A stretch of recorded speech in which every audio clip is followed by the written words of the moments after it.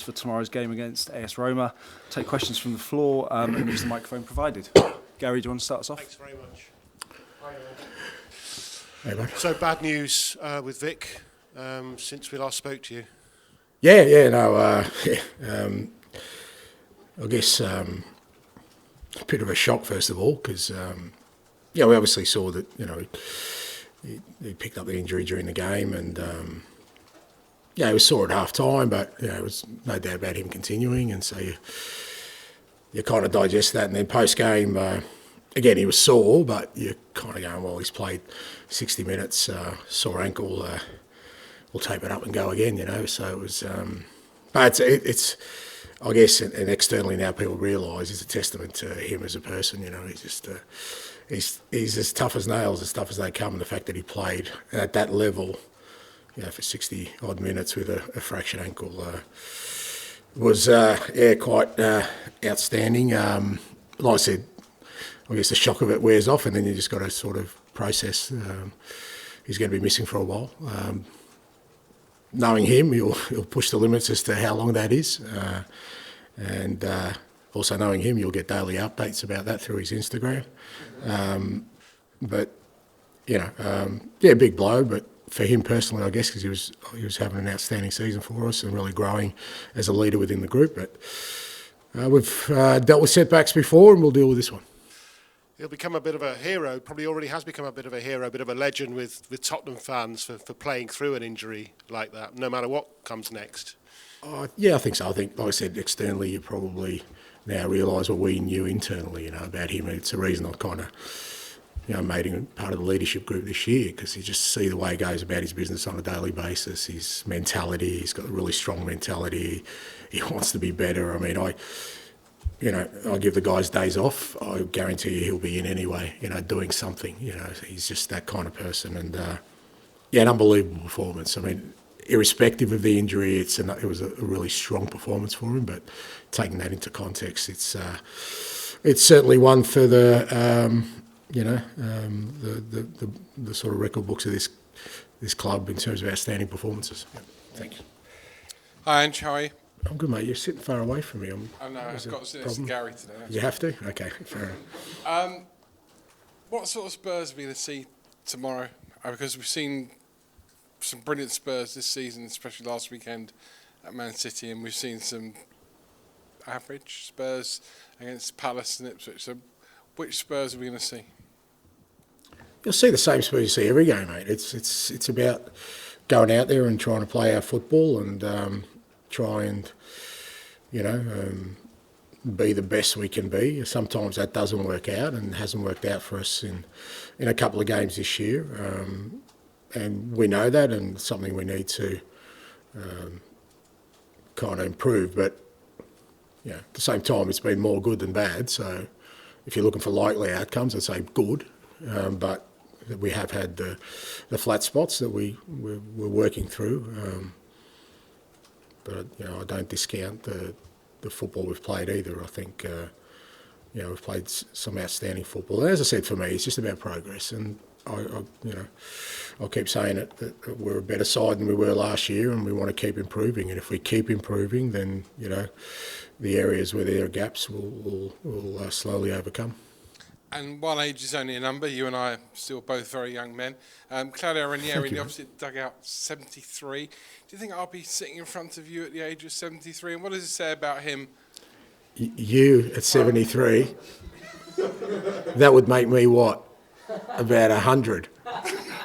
I doubt that's going to happen, mate. Not even in your world. What does it say about him? Yeah, it's unbelievable, mate. I mean, it's it just goes to show you that the passion he has for the game. Because I'm sure there's a lot sort of more enjoyable and simpler ways for him to live his life now, but he still has that in him, and I haven't come across him before, but I'm looking forward to saying hello, because it's always nice to actually meet some of these people who have made such a massive impact in football, particularly in my field, managers. And he's always come across as a gentleman. So looking forward to meeting him, and it just goes to show, like I said, that kind of, I guess, bug you have as a manager for being on the touchlines doesn't leave you. Hi Ange, I just wanted to check with Vicario, do you have a time frame on the injury that you could give? Not really. I mean, it's not going to be weeks, it'll be months, but sort of, he's had surgery, and you kind of know with surgery there's certain timelines, but because it is Vic, and also I don't like giving timelines so early in the process of something like that, because I think it puts undue pressures on the player, and also maybe some expectations. I think once we get past the sort of rehab stage and he starts getting out there, we'll have a bit clearer idea. And because he's out, it's going to be a number 2 in, who's probably Fraser Forster. Is he ready to step up to the level you need in terms of style of play, in terms of match fitness and all that kind of stuff? Yeah, that's why he's here. I mean, Fraser played, he's already played, Carabao Cup. He's played a couple of European games, and that's the reason we played him. It's the reason we have him in the squad, and he's ready to go. Hi, Ange, Simone Dell'Uomo from Italy. What's your perception of Italian football? Because when you started your career as a manager, Italian football was at the top of European football. And secondly, just a curiosity, have you ever been close on joining any Italian football in your career? No, I haven't been. I haven't been close. I've always had there's always been a connection. Again, coming from Australia, you'll know, especially in Melbourne, there's a really strong Italian community, and very passionate about their football. And there was always an interest in Italian football. And like I said, it's gone through various stages. From the great AC Milan days and so forth, where some of the best foreigners in the world were playing in Italy, and then some of the best Italian players. I mean, I never had a team in Italy, but I always loved, obviously Sacchi is one of the geniuses of Italian football, and I loved watching Sampdoria play when Luca was there, and so I've always had an interest in it, and it's always sort of been at different levels, but you always know when you play Italian teams that because they're so passionate about their football, that's always shown in their teams. But I've never sort of been close to going there, but love the country, love the food, and I love the football. So, Ellie. And just want to ask you about Ben Davies. Obviously, fantastic against City at the weekend. It's been talked today about the club maybe taking up an option in his contract to keep him for another year. Been here more than a decade now. Do you think he's a player that maybe gets the recognition he deserves outside this club for the reliability that he brings when he comes in? Yeah, look, I mean, it's hard to say with perceptions, because it depends what your kind of barometer is, and there's so many these days that depending which sort of rabbit hole you want to go into, you could get any sort of outcome you want. But I think I would doubt that anyone who has any sort of real sort of passion for this football club or real passion for football wouldn't say that, he would be very, very highly respected within and outside this football club. He's captain of his country. As you said, the testament to his ability is the fact that a number of coaches through this football club have all entrusted him at different times. So, whether that's my opinion or Jose, or Antonio, or Maurizio, or whoever else he's been managed by, that just goes to show. So I don't think there's any doubt that Ben's well respected within the game, and he's still performing at a very good level. Like I said, he's captain of his nation, and with us, he's this year, I think he's really grown into that sort of defensive role of playing centre back, and I said on the weekend, him and Arad were outstanding against the top team on the weekend. Quickly about Destiny Udogie and Timo Werner. Destiny came off towards the end of the game. Looked like he had a couple of times he went down. And Timo, maybe when he made the pass for Brendan Johnson. They're both okay, mate. No issues. Yeah, no issues. Thanks. Hi, Ange. You obviously gave your backing to Fraser a minute ago, but the club still do have the option to pick up a free agent if they wanted to. Yeah. Can you rule out that possibility? Yeah, no, it's not going to happen. No. Particular reason why? Because you're backing the players. Well, that's why we've got a squad of players. Yeah, I mean, I don't think us signing a sort of a free agent now is going to help us. If if I hadn't named Fraser in the Europa squad, then geez, that would have been a radical decision, and you're left with 2, then you kind of, again, they wouldn't be able to play in Europe. You kind of look at it, but unless something else happened, that's why we've got 4 goalkeepers. We've got young Luca, who's, to be fair, he's been injured, so he's not really ready. But Fraser I've known for a long time, and he's such a strong character within the group, and always ready to play. Brandon's improving all the time, so and Alfie's also sort of been at the club for a while, and whenever he's been asked in terms of the training capacity that they bring, I'm more than comfortable with what we've got. And just on Claudio Ranieri, he's obviously most well known here for what he did with Leicester. Yeah. You talked before about your own journey getting to here, and I guess how unlikely at times it might have been. How much were you inspired by arguably the greatest story to happen in Premier League football? Yeah. I mean, I don't know if it's inspired, but certainly it's what I love about football. I mean, because there aren't many sports where that can happen.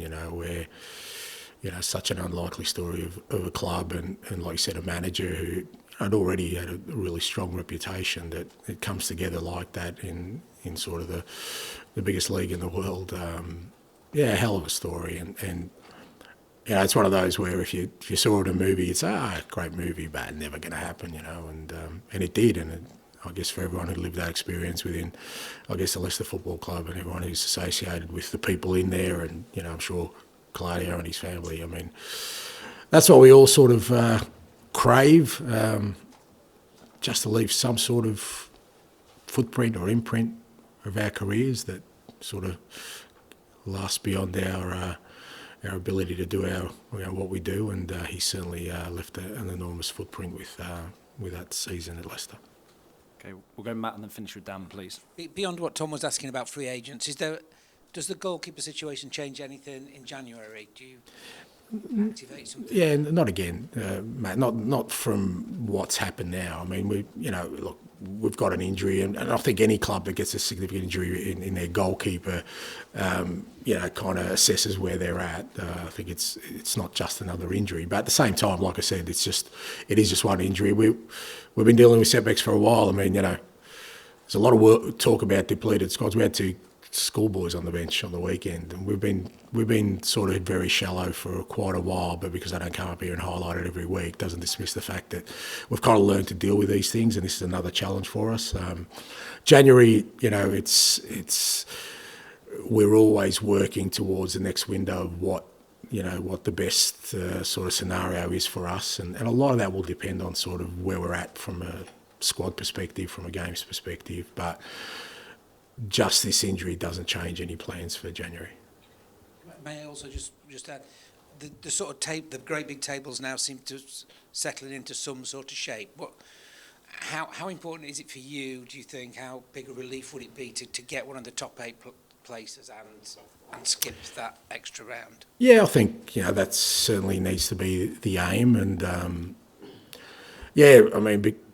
My goal is to stay on that first page, because I just can't scroll down below that, so it makes it easier for me in my age with my eyesight to look at it. So any win that keeps us on that first page is good. Look, our European form, I mean, obviously the Galatasaray game was a disappointing one for us, but in general it's been really good, and again, not in easy circumstances. We had a red card after 5 minutes in the first game. We've played a lot of young players through it. And we've given a lot of players game time, which has been really good, because I think the benefit of Europe for us, apart from, we're in a good position, is that guys like Rado and Ben can come in on the weekend and do a good job because they've played, significant game time. We didn't have that last year with our European football. Guys like Archie Gray, Lucas Bergvall, all these guys are getting game time. Obviously, Mikey before he sort of picked up the illness. So, through us sort of still with me making some significant changes, we've maintained some decent form. We want to continue that, and I think that the quicker you can sort of guarantee that kind of top 8 spot, leaves you that little bit of latitude. Like I said, 2 less games in the second half of the year. I think that certainly has to be our aim. Dan, finish us off, please. And I saw an interview with Joe Hart talking about when he came to Celtic, you changing his perception on having to play out from the back. He's from the same generation as Fraser, that I guess when they started their careers, this wasn't such a big thing and such a big focus. Any similarities there? And can you just talk about kind of, I guess, teaching these older goalkeepers to sort of play that way? Easy how you go with the ageism there, mate. He's a big guy for Fraser if he walks in here. No, look, I think there is a misconception around that. I do want to play out from the back, but I don't need my goalkeepers to be, Maldini or Platini. In fact, the simpler they keep it, the better for me. I keep saying to the players, stop passing to the goalkeepers. They've got the gloves on. They're the goalkeepers. You're the player. So the whole thing is about setting it up so we give really simple solutions to our goalkeepers. And it's not about their technical ability, because if you look at the way we play out from the back, and Joe's a great example of that, when he came to Celtic, it's about them executing really simple passes that they do every day. They're actually quite good at it, goalkeepers, all goalkeepers. It's more about mindset. It's more about them not thinking that what they're doing is risky, because that's what it comes down to. It's not a skill. Like I said, I'm not asking them to ping 50-yard balls. In fact, it's harder. Like when keepers go long, it's actually a harder skill, even for normal footballers. So I'm asking them to do short passes that they're capable of. It's more, like I said, the mindset of it, of just showing them that, there's no risk here. Don't worry about the risk. It's the setup is there for you to execute. And, I found that with Joe, and I found it with other keepers I've had in the past, where people say, he can't play out from the back. And of course he can. He's a goalkeeper. We can pass the ball. That's what they do. It's just about having a structure which allows them to do it in the cleanest possible process, and then changing their mindset, because the only barrier to that is if the goalkeeper doesn't feel comfortable doing it. Not because they can't, just don't feel comfortable. And, Joe was brilliant at Celtic. He embraced it all in, and Fraser's the same. It's not like Birchie's going to start working with him this week. He's been doing it for 18 months. That's all we do at training. They get included in some of our passing drills, some of our possession drills. They're in there, so they're doing it. So that's where I kind of sit with that. And just on that, I mean, Joe's a kind of interesting case, because people think of Guardiola kind of deciding when he came to City that he couldn't play that style, and in some respects that's the first thing a lot of people think of when they think of Joe, despite all the stuff he won. So I take it you kind of don't see goalkeepers in the same way, in that he can play out, he can't play out. Well, it depends on what you mean by that, and every coach has got a sort of different version of that. I'm just talking about me. I'm talking about the way we play, and the way I don't want my goalkeeper to think that he's got to hit defence splitting passes. That's not what it's about. It's about, I've said before, I want control of the game. So when it is a stoppage or a goal kick, we have control of the ball at that time. I don't want to put that in dispute by just going long. So we want to play out. So, but the playing out is just one bit. It's what's ahead of that, to make it as simple a process as possible. Okay, thank you very much. Thank you. Way he played on at the weekend. Hero status probably now with the fans, but obviously you're going to miss him. Just your reaction to him and what happened and how he played on. Yeah, obviously we're gonna miss him, because in the group he's a great leader, a great player. So he's gonna be missed. But yeah, I think during the game he had a bad fracture to his ankle, but to keep going, he showed a lot of character. So yeah. We've heard from him on his social media pages. Have you heard from him personally? How's he doing? Yeah, I spoke to him the day after. Obviously, I asked him how is he going, and he told me he had an operation, so he's gonna be out for a while. But we'll just be waiting for him to be back. Hi, how are you? I'm fine, thank you. In terms of Spurs' form this season, it's been difficult to work out which Spurs we're going to see, because you've been really good, like Man United and Man City, and not so good in other games. As a player, can you explain to us how the form can be so up and down? I mean, it's been difficult because we haven't really found the right consistency, but obviously we're working here every day to find the consistency we need, and every game we try to build momentum. Coming from a big win last week, having a game tomorrow, we're trying to build the right momentum. And the manager has been very enthusiastic with us this season, explaining that nearly every season, his second season at a club, he's always won something. what do the players think of that? And secondly, does it put more pressure on the players to go and win something this season so you can maintain that record for him? No, I mean, we all want to win something because, as the manager said, we're a group of players that want to win. So every game we go out there trying to win the game, and every competition we're in for a reason. So hopefully we can get something from it. Hi, Destiny. Firstly, I just wanted to ask you, what's the biggest difference between this season and last season? What has the team learned? What have you learned? I think this season we are obviously, it's the second season together, so we understand much of each other. We know the gaffer better, the staff. So we go out there knowing each other better. So I think this is a big difference, and we have more confidence in our ability and on the staff. Also, just wanted to ask you what your reaction and the dressing room's reaction was to Rodrigo Bentancur getting banned for 7 games. Obviously, it was we knew it was coming, so we expected it. But I think just the number of the games he's gonna miss is a bit heavy. But yeah. Hi, Destiny. I assume that your teammate Vicario is one of your good friends in the dressing room. Like, how tough do you have to be to play through a broken ankle? He played 60 minutes on a broken ankle against the champions. Can you tell me a bit about that and what he said to you after? Honestly, I always knew Vicario was different. He's a great guy with a really strong mentality.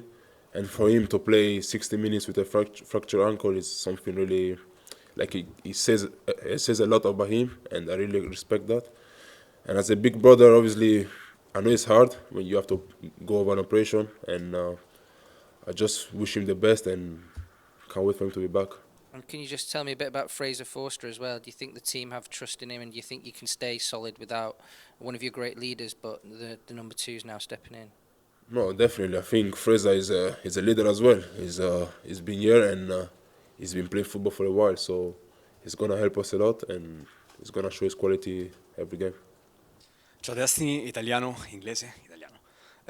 Lo scorso anno, è 1 anno e mezzo che giochi qui, lo scorso anno ti abbiamo visto fare cose veramente importanti in attacco alla profondità. Gol al Brentford, ti tocchi il petto. Ecco, il Tottenham è un punto d'arrivo. Cosa significa per te questo club e soprattutto, storia recente di questo club, tanti mancini forti. Quale ambisci? Qual è stato il tuo idolo? No, ovviamente... Should I answer the question? The question first. Translate the question. Tradurre la domanda e poi Okay. rispondi. Allora, the question was, sorry. So the question is like, you've been second season at Tottenham. Is this like an arrival point for you? There's been, in recent history, there's been a lot of strong left-footed players at Tottenham. What's your ambition? What's your model? What are your role models here? And Italia? Sì, l'anno scorso è stata una stagione importante per me, il mio primo anno in Premier, quindi era sempre un po' un punto di domanda, ma credevo sempre nelle mie qualità e quindi anche adattarmi qua non è stato molto difficile perché ovviamente ho molta fiducia in me stesso. Il mio goal, sì, ovviamente arrivare qua è stato come un sogno perché arrivo in una grande squadra, giocavo in Italia e ovviamente arrivare in Premier è sempre stato il mio sogno. Ovviamente punti di arrivo non ho mai un punto di arrivo perché secondo me posso sempre fare molto di più, dare sempre di più e quindi lavoro solo a migliorarmi ogni anno e terzini qua tantissimi forti anche prima di me, però penso a Rose, penso a lui come uno in particolare, sì, questo. so yeah, second season, last season I had a great season, but I've always believed in myself, so I adapted well. I've always knew that I could adapt and I thought I adapted well. Playing Premier League was always a dream for me, but at the same time I don't have any arrival points. I can always do more. I can always try and improve. I can always try and build and improve and work to improve. In terms of left-footed players who played before me, there's been plenty. I don't know, I can think of Rose maybe as a name. Hi, Destiny. Ange Postecoglou said recently that his players in their second season, kind of their bodies start to get used to his training sessions, the power and the physicality and everything. Are you starting to find that now? Because like even the other day we saw you go down towards the end of the game, but here you are back fit again, ready for the next match. Yeah, obviously I think the way we train is really hard. as the gaffer said, no one trains like us because really we train hard. But I think it's something that gives us like more condition to go in the game and play 90 minutes at high level. And I think we show this every game. Someone else I wanted to ask about, Jed Spence. I know he can't play tomorrow, but obviously as a fellow full-back, and he's been playing on the left sometimes this season as well. What have you made of him this season in terms of it feels like he's kind of turned his Tottenham career around and really impressed everyone? No, obviously, I think Jed is an incredible player, and we are really close friends, and we speak a lot. We try to help each other in the game, and obviously, as everyone in the group is here to help, and I hope he can help us as much. Hi, Destiny. Obviously, Vicario's injury has kind of dominated the headlines in the last couple of days, but it shouldn't be forgotten that you just beat Manchester City 4-0. I mean, that result and that performance showed what this team is capable of. So, within the dressing room, what does it feel like the team can actually achieve this season?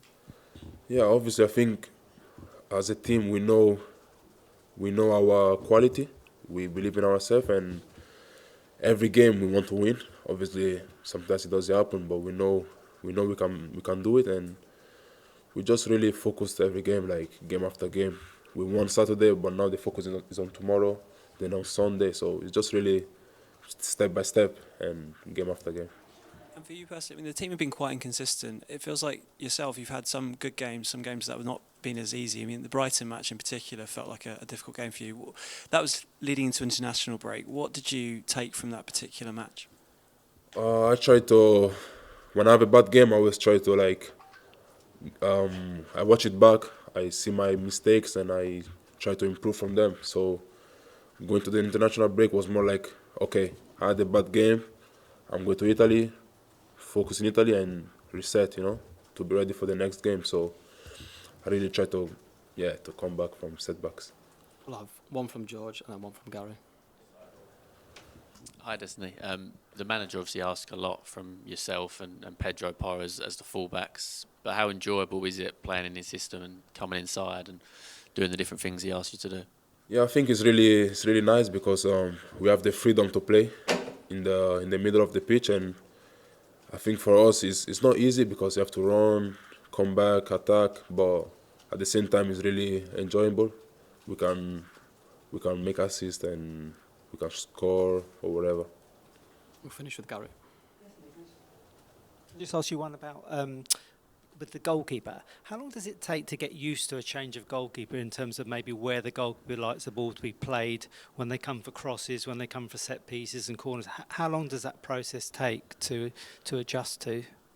Honestly, I don't think it's going to take long because Fraser or Brandon, they train with us every day, so they know our system, they know the way we play and we defend. So I think it's going to be easy, and he's a great goalkeeper as well. So he's going to step in and be ready to help us. Thank you, everyone. Thank you. Grazie mille. Grazie.